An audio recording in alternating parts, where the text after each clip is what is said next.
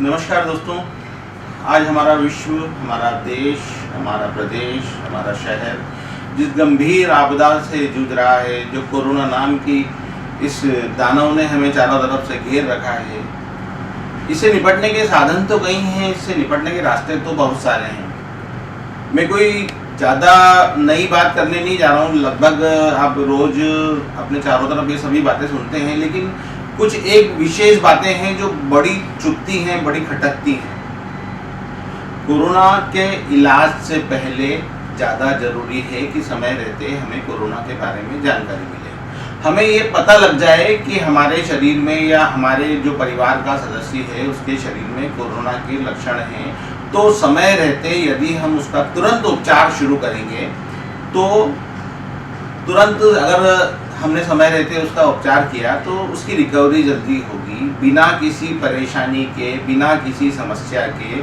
अपना एक सामान्य 14 दिनों का समय जो कोरोना लेता है, उसके बाद वो अपने आप शरीर छोड़ के चले जाता है। आम आदमी के शरीर से 14 दिनों के बाद में जो कोरोना का टेस्ट होता है वो नेगेटिव आ जाता है। लेकिन शर्त सबसे बड़ी ये है कि समय रहते हम उसका पता लगाएं, उसके बाद उसका तुरंत इलाज शुरू करें।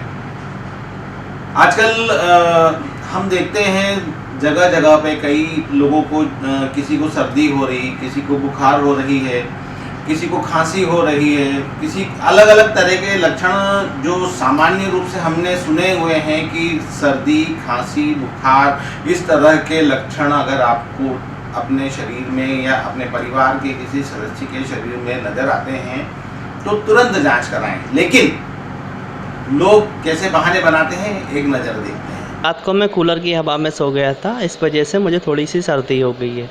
इसका मतलब ये तो नहीं कि हमें कोरोना हो गया है। मुझे शुगर की खांसी है, 1-2 दिन में ठीक हो जाएगी। डॉक्टर ने कहा है कि 2-3 दिन आराम करो, कोई समस्या नहीं है, फिर बाद में जांच करवाएंगे।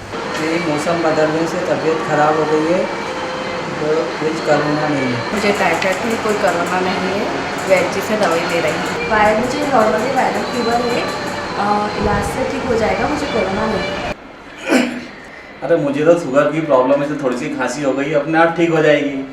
मैंने कल परसों थोड़ी मेहनत कर ली थी, इसलिए थोड़ा बुखार आ गया, अपने आप ठीक हो जाएगा। मरीजों की रिपोर्ट पॉजिटिव बताकर उनको पैसा बनाने की साजिश कर रहे हैं। जो है सरकार को सिर्फ कोविड की वैक्सीन दिखवानी है, जिसके कारण जो है ये लॉकडाउन का और बाकी सब चीज़ों के लिए जनता को परेशान कर रहा है। सब अधिकारी झूठ बोलते हैं, इनको सरकार की तरफ से पैसा मिलता है, इसलिए जनता को कोरोना के नाम से डरा रहे हैं। बंगाल में चुनाव हो रहे हैं, कई शहरों में चुनाव हो रहे हैं, हमारे शहर में ही बस कोरोना का कहर है। ऐसा कुछ नहीं है, सब डराने वाली बातें हैं। कोरोना कुछ नहीं है। कोरोना मौत भी है। कोरोना को बिल्कुल हल्के में मत लीजिए।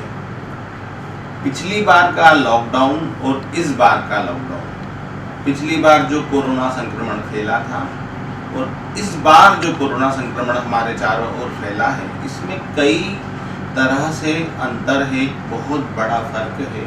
अब की बार जो कोरोना संक्रमण है वो ज़्यादा घातक है, बड़ी तेज़ी से फैल रहा है, आपके शरीर को बहुत तेज़ी से प्रभावित कर रहा है। अगर आपने 2 दिन, 3 दिन, 4 दिन की इसके इलाज में देरी करी, ये आपके फेफड़ों को संक्रमण से घेर लेता है। जैसे जैसे आपके फेफड़ों में संक्रमण बढ़ता जाएगा, वैसे वैसे आपकी जिंदा रहने की संभावनाएं कम होती जाएंगी।